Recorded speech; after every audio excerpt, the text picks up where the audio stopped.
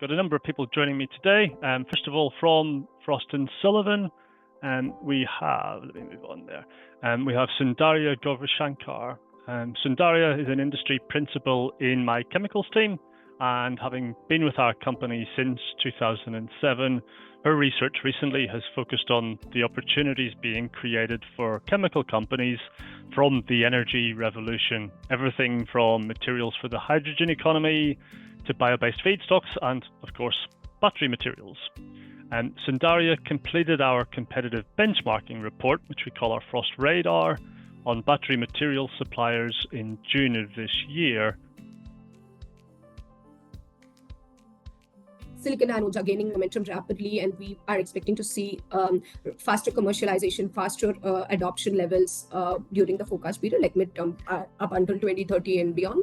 While sodium ion and solid state battery chemistries are mostly in development, pilot stages, planned commercialization, etc. So we will see that these materials like layered oxide, Prussian blue cathodes, hard carbon anodes, lithium metal anodes are being developed from between 2025 to 2030.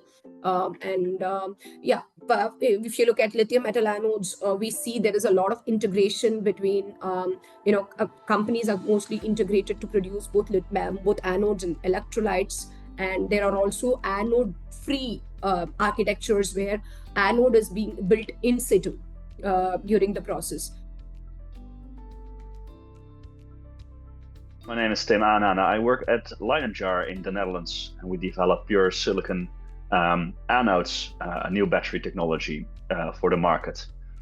Well, in this next slide, indeed, we can look at why we are developing new battery technology, because it's never about the next battery. It's never about actually launching a battery in the market.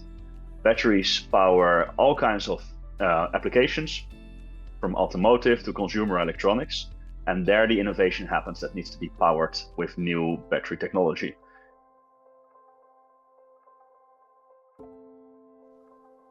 So Dreslavka, we're a global leader in chemistry for critical materials.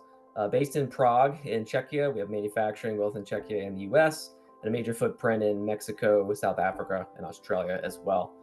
So we're the leaders in hydrogen cyanide chemistry in the world. And that might sound like an exotic thing, but one of the great things about hydrogen cyanide is the raw materials that go into making it. It's very common materials: caustic soda, ammonia, and natural gas.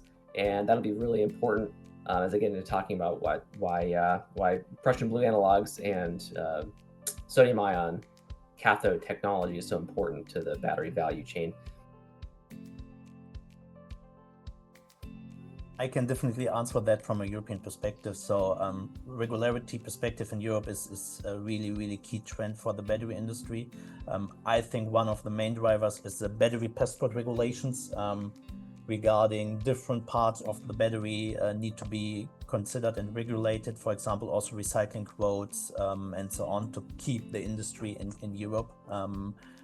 So this is one part. Critical Raw Material Act is one part, I would say, which is also really important. And for sure, also new trends like PFAS regulations, or PFAS discussions. So how they are affecting, in the end, the battery industry.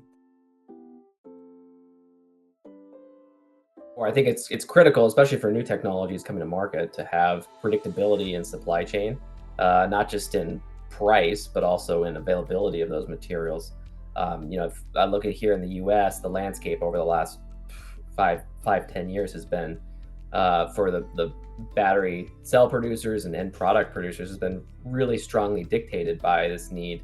The most high profile example would be Elon Musk constantly tweeting people to add lithium processing capacity, or putting his comments out there as to where the weaknesses are in the supply chain.